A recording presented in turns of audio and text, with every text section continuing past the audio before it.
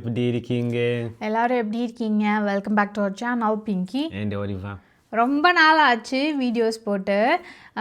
நிறைய பேர் வந்து இன்ஸ்டாகிராமில், யூடியூப்பில், வாட்ஸ்அப்பில் மெசேஜ் பண்ணியிருந்தீங்க. என்ன ஆச்சு, உடம்பு சரியில்லையா, ஏதாவது ப்ராப்ளமா, ஏன் நிறைய நாள் வந்து வீடியோ போடலை அப்படின்னு.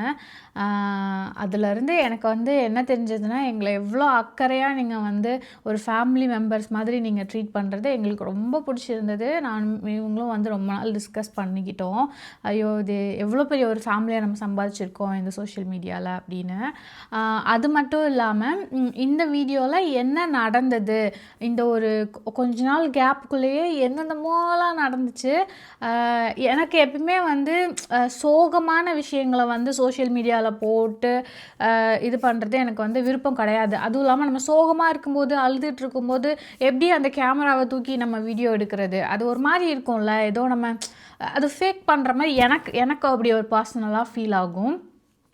அதனால நான் வந்துட்டு வேண்டாம், நம்ம வந்து எல்லாமே கடவுள்கிட்ட விட்டுறலாம், நம்ம ஏசப்பாட்ட ப்ரேயர் பண்ணலாம். எல்லாமே முடிஞ்சதுக்கப்புறம் நல்லதாக ஆகும்போது ஒரு டெஸ்டிமோனி மாதிரி, ஒரு சாட்சியாக நம்ம வந்து சொல்லலாம். ஸோ என் மூலியமாக நிறைய பேர் வந்து நீங்களும் வந்து ஓகே லைஃப்பில் இதெல்லாம் நடக்கும், ஸோ நம்ம வந்து இதெல்லாம் நம்ம கோ த்ரூ பண்ணால் கடவுள் வந்து நம்மளுக்கு ஹெல்ப் பண்ணுவாங்க அப்படின்ற மாதிரி இருக்கும்ல. ஸோ அந்த மோட்டிவேஷனுக்காகவும் தான் இந்த வீடியோ. அது மட்டும் இல்லாமல் நான் டிஸ்க்ளைமர் மாதிரி நான் சொல்லிடுறேன்.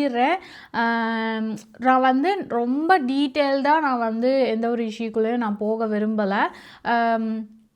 ஏன்னா நான் அந்த டைம்லேயே நான் வந்து சிச்சுவேஷனில் அந்த கோ த்ரூ பண்ணும்போதே என்னால் வந்து அதெல்லாம் சொல்ல முடியாது. ஏன்னா நான் அந்த டைமில் நான் அழுதுட்ருப்பேன், சோகமாக இருப்பேன். ஏன்னா இப்போ நீங்களாக இருக்கட்டும், நானாக இருக்கட்டுமே, இப்போ வந்து யூடியூப் அப்படின்னாலே வந்து நம்ம எதுக்காக ஸ்க்ரோல் பண்ணுவோம் சோஷியல் மீடியா, நம்மளோட ஃப்ரீ டைமு, நம்ம ஸ்ட்ரெஸ்ஸை வந்து ரிலீஃப் பண்ணுறதுக்காக சும்மா ஃபன் ஃபேக்டராக நம்ம வந்து ஏதாவது பார்க்கணும், என்டர்டெயின்மெண்ட்டாக இருக்கணும், அப்படி தானே நம்ம ஸ்க்ரோல் பண்ணுவோம். அந்த ப்ரெஷியஸ் அந்த டைமில் நான் ஏன் என்னோடய சோக கதையை உங்ககிட்ட சொல்லிட்டேன் அப்படின்னு தான் நான் வந்து எதுவுமே போஸ்ட் பண்ணல. அப்படியே ஜஸ்ட் நான் வேனிஷ் பண்ணிட்டேன் என்ன நானே. அதனால் இப்போ வந்து நான் கடவுள் எங்களுக்கு செஞ்ச அந்த ஒரு நன்மையை உங்களுக்கு ஒரு மோட்டிவேஷ்னலாக தான் சொல்கிறேன். அதனால் நீங்கள் வந்துட்டு நிறைய பேர் ஓ இப்படி நடந்ததா, என்னாச்சு, இது நடந்ததா அப்படின்னு சொல்லி ரொம்ப டீட்டெயில்டாக கேட்காதீங்க. அது எங்களுக்கு கொஞ்சம் மாதிரி ஒரு மாதிரி கஷ்டமாக இருக்கும்ல. ஆனால் இப்போ நாங்கள் வந்து எல்லாமே ப்ராப்ளம்ஸ்லாம் சார்ட் அவுட் ஆயிடுச்சு. எல்லாமே கடவுளுக்கு தான் நன்றி. ஸோ வீடியோக்குள்ளே போகலாம். நான் என்னென்ன நடந்தது அப்படின்றத வந்து நான் சொல்கிறேன். போன மாதம் வந்து என்னோடய பர்த்டே வீடியோஸ் வந்து நீங்கள் பார்த்துருப்பீங்க. நிறைய கிஃப்ட்ஸ் வந்து இவங்க வாங்கி கொடுத்துருந்தாங்க. அந்த டைமில் வந்து நான் ரொம்ப சந்தோஷமாக இருந்தேன். பர்த்டேன்றதை காட்டிலும் நான் இன்னொரு விஷயத்துலேயே நான் ரொம்ப சந்தோஷமாக இருந்தேன். ஏன் அப்படின்னா, அந்த டைமில் நான் வந்து ப்ரெக்னெண்ட்டாக இருந்தேன். அப்போ தான் வந்து எனக்கு தெரிஞ்சுது நான் வந்து ப்ரெக்னெண்ட்டாக இருக்கேன்னு. டெஸ்ட்டெல்லாம் பண்ணி பார்த்தோம். டாக்டர்கிட்ட போய் பிளட் டெஸ்ட்லாம் எடுத்து பார்த்தோம். ஹெச்சிஜி வந்து இன்க்ரீஸ் ஆகிருக்கு, ப்ரெக்னென்சி வந்து கன்ஃபார்ம் பண்ணிட்டாங்க. அதுக்கப்புறம் நாங்கள் ஒரு 1 வீக் கழிச்சு, அப்புறம் ஒரு 2 டேஸ், அப்புறம் 48 டேஸ் கணக்கெலாம் பார்த்து நாங்கள் அப்போ செக் பண்ணி பார்த்தோம். ஹெச்சிஜி வந்து இன்க்ரீஸ் ஆகுது அப்படி சொன்னாங்க. ரொம்ப சந்தோஷமாக இருந்தோம். ஏன்னா ரொம்ப நாள் வெயிட் பண்ணி ஏசப்பா நம்மளுக்கு கொடுக்குறாங்க அப்படின்னு சொல்லி நாங்கள் வந்து ரொம்ப கனவுகளோடு இருந்தோம். எல்லாருக்கும் தெரியும்ல, ப்ரெக்னென்சி ஆனாலே வந்து எவ்வளோ கனவுகள் இருக்கும், என்ன பேர் வைக்கலாம், என்ன குழந்தையா இருக்கும், இந்த மாதிரிலாம் நிறைய நாங்கள் வந்து டிஸ்கஸ் பண்ணிகிட்டு இருந்தோம். அவ்வளோ சந்தோஷமாக இருந்தோம் அந்த டைமில். அந்த பர்த்டே அப்போது எனக்கு பர்த்டேயை காட்டிலும் கடவுள் எனக்கு ஒரு குழந்தையும் கொடுத்துருக்காங்க. சரி ஓகே, இந்த நவம்பர் டிசம்பர் அப்படின்னும் போது நம்மளுக்கு வந்து ஒரு குழந்தை கையில் இருக்கும் அப்படின்ற மாதிரி நாங்கள் ரொம்ப சந்தோஷமாக இருந்தோம். அது வந்து ஒரு பக்கம் ஓகேவா. இன்னொன்று என்னென்னா, இப்போ ஃபாரின் கண்ட்ரீஸில் நம்ம வந்து ஸ்டே பண்ணுறோம் அப்படின்னா அதுக்கு ரீசன் வந்து நம்ம ஒர்க் பண்ணுறோம். நாங்கள் 2 பேருமே எங்களுக்கு ஒர்க்கை பேஸ் பண்ணி தான் இங்கே வந்து வீசா கொடுப்பாங்க. அதாவது ஒரு கார்டு மாதிரி கொடுப்பாங்க ஓகேவா. 3 வருஷத்துக்கு கொடுப்பாங்க. 3 வருஷம் முடியும் போது நம்ம வந்து அதை ரினியூ பண்ணிக்கிட்டே இருக்கணும். 3 வருஷம்னு எக்ஸ்டெண்ட் ரினியூ பண்ணிக்கிட்டே இருக்கணும். இவங்களுக்கு வந்து அது எக்ஸ்பயர் ஆயிடுச்சு. எக்ஸ்பயர் ஆனதுக்கப்புறம் இவங்க வந்து அப்ளை பண்ணியிருந்தாங்க. அப்ளை பண்ணிவிட்டு நாங்கள் வந்து வெயிட் பண்ணிகிட்டு இருந்தோம். சரி, ஏன்னா எல்லா டாக்குமெண்ட்ஸ் எல்லாம் நாங்கள் கரெக்டாக சப்மிட் பண்ணிட்டோம். சரி, நாங்கள் அப்ளை பண்ணிவிட்டு வெயிட் பண்ணிகிட்டு இருந்தோம் இவங்க கார்டு வர்றதுக்காக. ஆனால் கவர்மெண்ட் வந்துட்டு சில டாக்குமெண்ட்ஸ் அடிஷ்னலாக கேட்டு இவங்களுக்கு வந்து போஸ்ட் அனுப்பியிருந்தாங்க. இங்கே வந்து எந்த ஒரு கவர்மெண்ட் அஃபிஷியல் டாக்குமெண்ட்ஸாக லெட்டராக இருந்தாலுமே போஸ்ட்டில் அனுப்புவாங்க. போஸ்ட்மேன் வந்துட்டு நம்ம வீட்டுக்கு வெளியில் ஒரு போஸ்ட் பாக்ஸ் இருக்கும், அதில் ஒரு ஸ்லிப்பு மாதிரி போட்டு போயிடுவாங்க. வீட்டுக்கு வந்து டேரெக்டாக கையிலலாம் கொடுக்க மாட்டாங்க, அஃபிஷியல் டாக்குமெண்ட்ஸாக இருந்தாலுமே. அதனால் அந்த ஸ்லிப்பை போட்டு போயிட்டாங்க. நாங்கள் அதை கவனிக்கலை. நாங்கள் வந்து சுத்தமாக அந்த போஸ்ட் பாக்ஸில் யார் எங்களுக்கெலாம் இங்கே வந்து லெட்டர் அனுப்ப போகிறா அப்படின்னு நாங்கள் வந்து கவனிக்கல. ஏன்னா இதுக்கு முன்னாடி நாங்கள் நிறைய டைம் ரினியூ பண்ணிப்பெல்லாம் எங்களுக்கு வந்து உடனே கார்டு கிடச்சிருந்தது. அதனால் நாங்கள் இந்த டைம் அசால்ட்டாக விட்டுட்டோம். எங்களுக்கு அது வந்து தெரியல. ஓகே, எல்லா டைமும் நம்மளுக்கு கிடச்சிருது தானே கார்டு உடனே அப்படின்னு. இவங்களுக்கு அடிஷ்னலாக டாக்குமெண்ட்ஸ் கேட்டிருந்தாங்க அப்படின்றது எங்களுக்கு தெரியல. நாங்கள் அதை பார்க்காம விட்டதுனால அந்த லெட்டர் வந்து போஸ்ட் ஆஃபீஸ் திரும்ப அனுப்பிடுவாங்க கவர்மெண்ட்டுக்கே. அப்படி அனுப்பிட்டாங்க அப்படின்னா ஒரு 14 டேஸ்க்குள்ளே நம்ம வந்து அந்த டாக்குமெண்ட் சப்மிட் பண்ணணும். இல்லை அப்படின்னா இந்த நாட்டை விட்டே நம்ம கிளம்பணும். ஏன்னா நம்மளுக்கு வந்து அந்த லீகல் ஸ்டே இங்கே இருக்குல்ல, அது இல்லாமல் போயிடும்.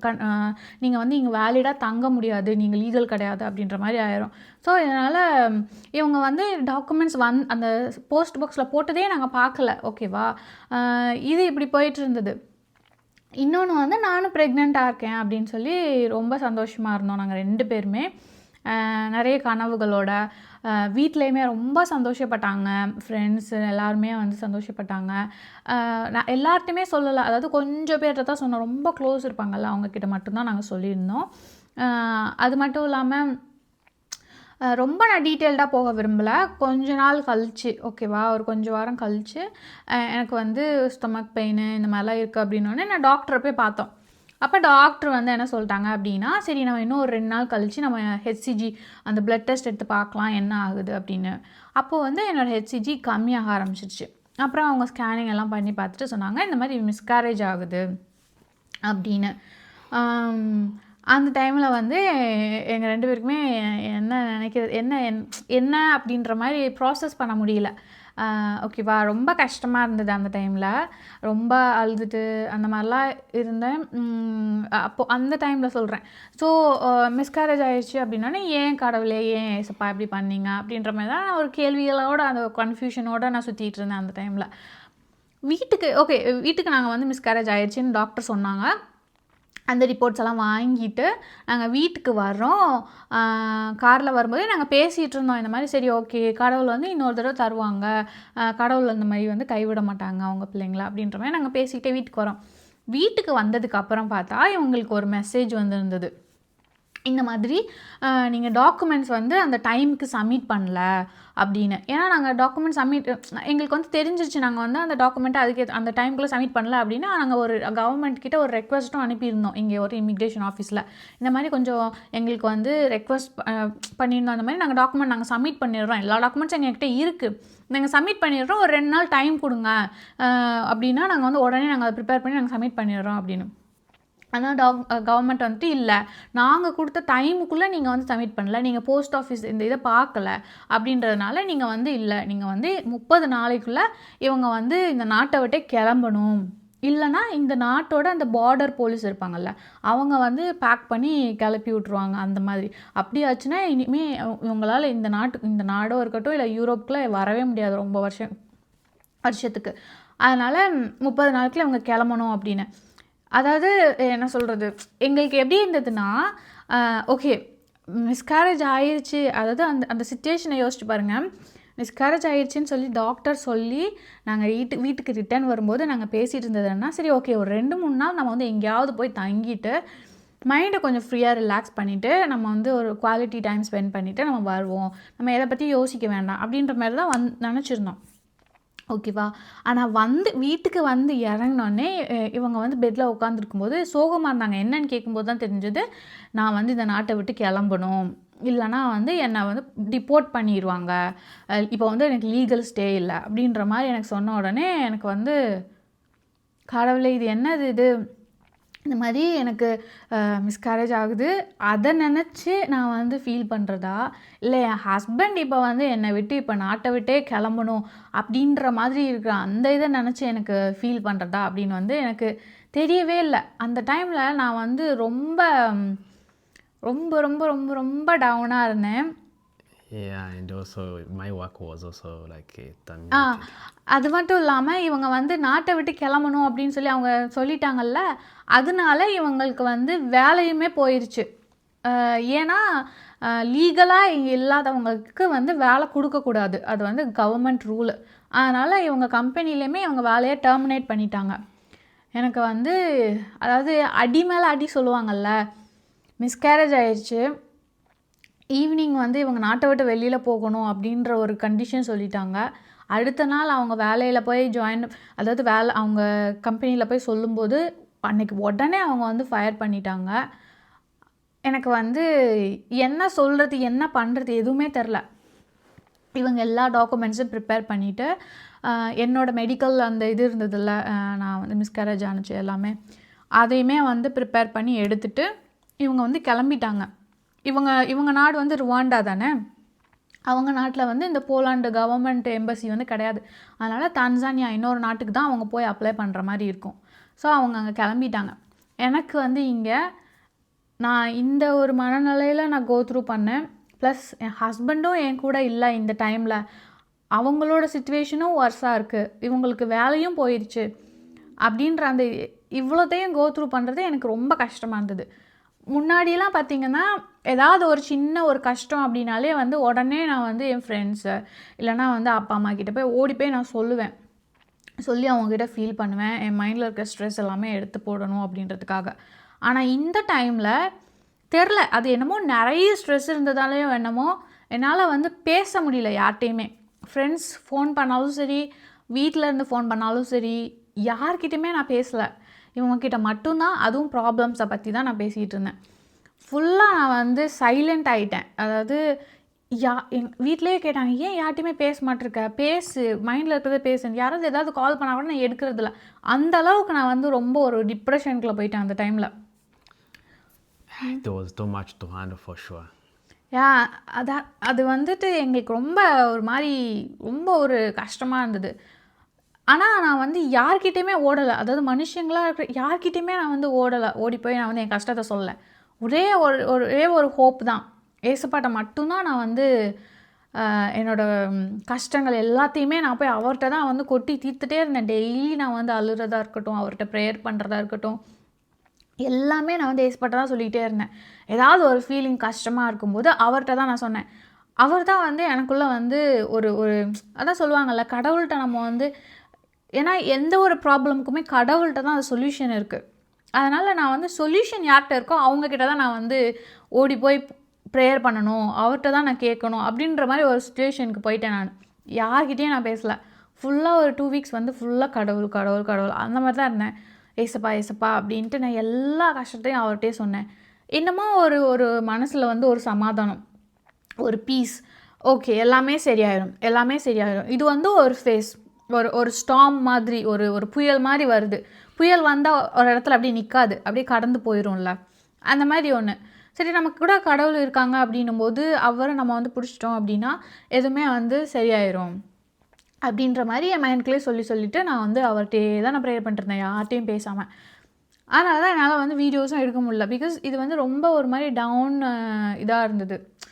ஏன்னா நம்ம எல்லாமே நாங்கள் 2 பேரும் வேறு நாட்டில் இருந்து வேறு ஒரு நாட்டில் வந்து தங்கி இந்த மாதிரி ஒரு சுச்சுவேஷன் அனுபவிக்கும் போது எதுவுமே எனக்கு வந்து, அதுவும் நம்ம தனியாக இருக்கோம், ஃப்ரெண்ட்ஸ் அந்த அளவுக்கு ரொம்ப க்ளோஸ் அந்த மாதிரி கிடையாது. உடனே வந்து நம்ம கூட வந்து இருக்கிறதுக்கு 2-3 ஃப்ரெண்ட்ஸ் இருப்பாங்க, அவங்க வந்தாங்க பார்த்தாங்க. வீட்டில் உள்ளவங்களும் நம்மளை விட்டு தள்ளி இருக்காங்க, ஃபேமிலி. ஸோ ஏதாவது ஒன்றுனா நம்மளை கூட வந்து இருக்க முடியாது. ஸோ இதெல்லாம் தான் வந்து நம்ம ஃபாரின் கண்ட்ரியில் நம்ம தனியாக இருக்கும்போது அனுபவிக்கக்கூடிய ஒரு இது. நம்ம கஷ்டத்துலேயும் சரி யாரும் இருக்க முடியாது. நான் நிறைய அதில் அந்த டைமில் யோசித்தேன், ஃபாரின் கண்ட்ரியில் போய் நம்ம அப்படி என்ன நம்ம சம்பாதிச்சு இருந்துட போகிறோம், யாருமே நம்ம கூட இல்லாமல், நம்மளுக்கு எதாவது உடம்பு சரியில்லை, நம்ம இறந்தால் கூட யாராவது இருப்பாங்களா அப்படின்ற அளவுக்குலாம் என்னோடய தாட்ஸ் வந்து நிறைய யோசிக்க ஆரம்பிச்சிட்டேன் அந்த டைமில். ஆனால் ஃபுல்லாக நான் கடவுள் பேஸ் பண்ணியே தான் இருந்தேன். ஏசப்பாவை நான் ரொம்ப நம்பினேன். அவர் வந்து எதுவுமே பண்ண மாட்டார், எந்த ஒரு கெடுதல் பண்ண மாட்டார், அவர் நல்ல கடவுள். ஸோ அவர் வந்துட்டு எல்லாமே நல்லதாக நடக்கும் அப்படின்னு. இவங்களும் வந்து தன்சானியா அவங்க வந்து அங்கே போயிட்டாங்க. அங்கே போனதுக்கப்புறம் இவங்க வந்து அப்பாயின்மெண்ட்டெல்லாம் எடுத்துகிட்டு தான் போயிருந்தாங்க. அங்கே போய் எம்பசியில் வந்து டாக்குமெண்ட் சப்மிட் பண்ணுறதுக்காக, புது வீசா எடுக்கிறதுக்காக. ஏன்னா வீசா எடுத்துகிட்டு தான் திரும்ப இந்த கண்ட்ரிக்குள்ளே வர முடியும். இவங்களுக்கு ஒர்க்குமே வந்து டெர்மினேட் பண்ணிட்டாங்கல்ல, ஃபயர் பண்ணிட்டாங்கல்ல. ஏன்னா இங்கே லீகல் ஸ்டே இல்லை அப்படின்றதுனால. ஃபயர் பண்ணலன்னா கம்பெனிக்கு ஃபைன் விழும், அதனால் ஃபயர் பண்ணிட்டாங்க. ஸோ அவங்க அங்கே போனதுக்கப்புறம் எங்களுக்கு ரொம்ப ஒரு மாதிரி கஷ்டமாக இருந்தது. இவங்களுமே வந்து ரூமுக்குள்ளேயே இருந்தாங்க. நான் சொன்னேன், சரி ஓகே எல்லாமே கடவுள் பார்த்துப்பாங்க, கடவுள் மேலே தான் நம்பிக்கை இருப்போம், எல்லாம் கடவுள் பார்த்துப்பாங்க, நீங்கள் வந்துட்டு நார்மலாக இருங்க. ஏன்னா நம்ம வந்து கடவுள் பார்த்துப்பாங்க அப்படின்னு சொல்லிட்டு நம்ம கவலையோடையும் இருந்தோம் அப்படின்னா அப்போ அதுக்கு ரெண்டுக்குமே வந்து நம்ம கான்ட்ரடிக்ட் பண்ணுற மாதிரி தானே. அதனால் நம்ம நார்மலாக இருப்போம், நம்பிக்கையோடு இருப்போம், நம்ம விசுவாசமாக இருப்போம், கடவுள் எல்லாமே பார்த்துப்பாங்க அப்படின்ற மாதிரி தான். ஸோ இவங்ககிட்ட சொன்னேன், ரூமை விட்டு வெளில போங்க, நல்லா சாப்பிடுங்க, சரி யூடியூப்பில் வந்து வீடியோஸ்லாம் எடுங்க, ஏதோ ஒன்று அவங்க மைண்டை சேஞ்ச் பண்ணுறதுக்காக நான் சொல்லிட்டு இருந்தேன், யூடியூப்ஸ் வீடியோ எடுங்க. ஏன்னா அந்த டைமில் எனக்கு மிஸ்கேரேஜ் ஆகிட்டு இருந்தாலும் நான் வந்து எனக்கு கடவுள் வந்து ஒரு என்ன சொல்கிறது ரொம்ப பெயின் அந்த மாதிரி எதுவுமே இல்லை, எல்லாமே ஸ்மூத்தாக நார்மலாக. இப்போ பீரியட் பெயின் கூட இருக்கும்ல நம்ம பொண்ணுங்களுக்கு, அந்த வலி கூட இல்லை எனக்கு. நான் மிஸ்கரேஜ் ஆகும்போது அந்த அளவுக்கு எனக்கு வந்து கடவுள் என்னை நல்லா தனியாக இருந்து என்னை பார்த்துக்கக்கூடிய அளவுக்கு எனக்கு வந்து ஒரு பலன் கொடுத்துருந்தாங்க அந்த டைமில். எனக்குமே வந்து கொஞ்சம் நாளில் அப்படியே எனக்குமே சரியாயிடுச்சு. நானுமே வந்து கொஞ்சம் நார்மலாக ஆரம்பிச்சிட்டேன், எல்லாமே இதாக ஆரம்பிச்சிருச்சு. இவங்க வந்துட்டு அப்ளிகேஷன் நாங்கள் வந்து போட்ட அந்த சமயத்தில் அந்த எம்பசியில் வந்து இருப்பாங்கல்ல, டாக்குமெண்ட் சப்மிட் பண்ணுற அந்த கன்சுலேட் இருப்பாங்கல்ல, அவங்க வந்து ஒரு பொண்ணு. ஸோ இவங்க வந்து போய் டாக்குமெண்ட்ஸ்லாம் சப்மிட் பண்ணும்போது ஃபஸ்ட்டு அவங்க கேட்டது, உங்கள் வேலை தான் டெர்மினேட் ஆகிடுச்சுல்ல, எதை பேஸ் பண்ணி உங்களுக்கு நான் வந்து வீசா கொடுத்து அனுப்புறது அப்படின்னு. அப்போவே வந்து நாங்கள் முன்னாடியே பிளான் பண்ணியிருந்தோம், யோசிச்சுருந்தோம் இதெல்லாம். ஏன்னா வேலை இல்லை, என்ன பேஸில் இவங்க அனுப்புவாங்க அப்படின்றது. ஏன்னா ஒரு சாலிடான ஒரு ரீசன் இல்லைல்ல, சும்மாலாம் வந்து வேறு ஒரு கண்ட்ரி டு கண்ட்ரி அனுப்பிட மாட்டாங்க. அதனால் என்னோட அந்த மிஸ்கரேஜ் ஆன அந்த டாக்குமெண்ட் இருக்குல்ல, டாக்டர் டாக்குமெண்ட்டு, அதை இவங்க வந்து காமிச்சிருக்காங்க. அதை காமிச்சோடனே அவங்களே வந்து ஐயோ சாரி இப்படி நடந்ததுக்கு அப்படின்ற மாதிரி அவங்களே வந்து ஃபீல் பண்ணியிருக்காங்க அந்த டைமில். ஃபீல் பண்ணிவிட்டு சரி ஓகே இவங்க வந்து கேட்டிருக்காங்க எவ்வளோ நாளில் எனக்கு வீசா கிடைக்கும் அப்படின்னு. அவங்க சொல்லியிருக்காங்க கூடிய சீக்கிரத்தில் கிடைக்கும், நாங்கள் பார்க்குறோம் அப்படின்ற மாதிரி சொல்லியிருக்காங்க. ஆனால் கடவுள் பாருங்கள், இவங்க இந்த நாட்டுக்கு திரும்பி வர்றதுக்கு எந்த ஒரு ரீசனுமே இல்லை. அந்த டைமில் வேலை இல்லை, எதுவுமே இல்லை, அவங்க ஸ்டூடெண்ட்டாகவும் வரலை இங்கே, ஏன்னா அவங்க முன்னாடியே படித்து முடிச்சிட்டாங்க. அப்படி இருக்கும்போது எந்த ஒரு ரீசனுமே இல்லை, கண்டிப்பாக அந்த வீசா ரிஜெக்ட் ஆகிருக்கும். அதுக்கப்புறம் அவங்களால எப்போ இந்த நாட்டுக்கு திரும்பி வருவாங்கன்னே தெரியாது, ஏன்னா ரீசனே இல்லாமல். அப்படி இருக்கும்போது எனக்கு அதே டைமில் இவங்களுக்கு எப்போ அந்த வீசா வந்து இல்லைன்னு சொல்லி இவங்க நாட்டை விட்டு வெளியில் போகணுமோ அதே டைமில் எனக்கு வந்து மிஸ்கேரேஜ் ஆகிருக்கு.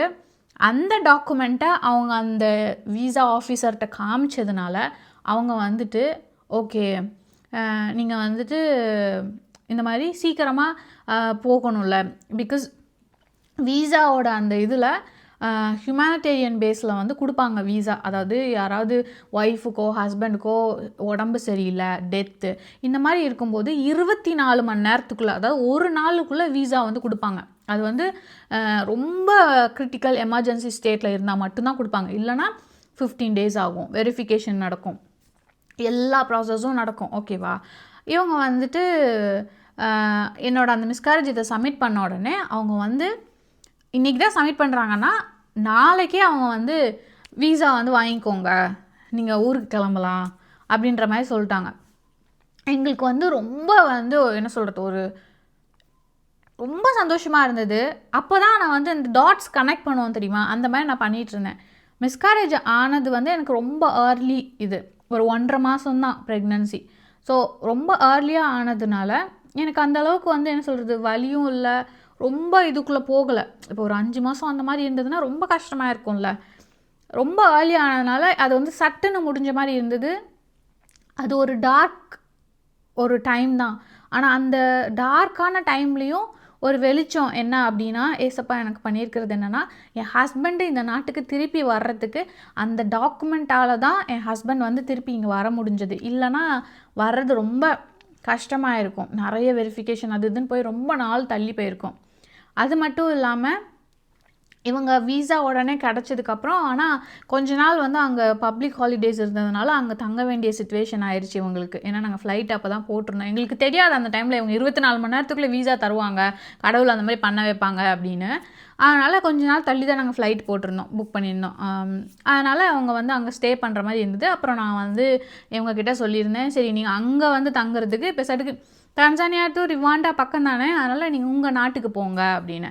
ஏன்னா நானுமே வந்து ஹெல்த் வைஸ் நல்லா ஆகிட்டேன். கடவுள் வந்து எனக்கு எனக்கு ஃபுல் ரெக்கவரி கொடுத்துட்டாங்க. நார்மலாக எப்படி இருப்பேனோ அந்த மாதிரி நான் ஃபுல்லாக ரெக்கவர் ஆகிட்டேன். இவங்களும் வந்துட்டு வீசா கிடச்ச அந்த சந்தோஷம், அவங்களும் திரும்பி எங்கள் நாட்டுக்கு வர போகிறாங்கல்ல.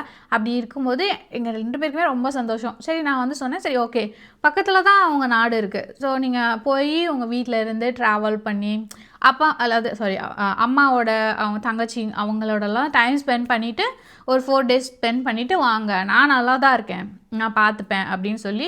ஏன்னா பக்கத்தில் நாடு தானே, அவ்வளோ தூரம் போயிட்டு வீட்டுக்கு போகலன்னா என்ன. எங்கள் அப்பாவும் அதான் சொன்னாங்க.